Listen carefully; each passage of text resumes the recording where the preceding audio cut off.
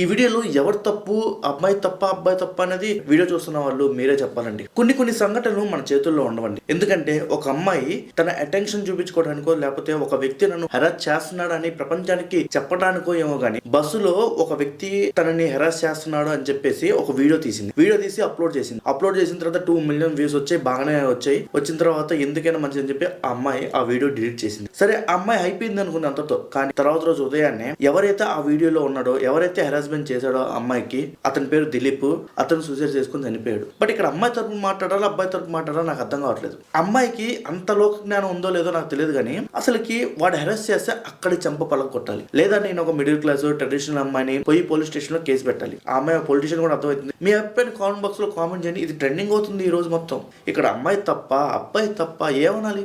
అమ్మాయికి అంత లోక జ్ఞానం ఉంటే వీడియో తీయకూడదు. ఎందుకు అంటే ఇప్పుడు అబ్బాయి చేసిన తప్పైనా సరే అబ్బాయి సింపతి వెళ్ళిపోతుంది కదా. ఈ అమ్మాయికి కూడా కొంచెం కామన్ సెన్స్ ఉంటే వీడియో తీయాలన్న ఆలోచన వచ్చినప్పుడు చంప మీద కొట్టాలన్న ఆలోచన రాలేదా?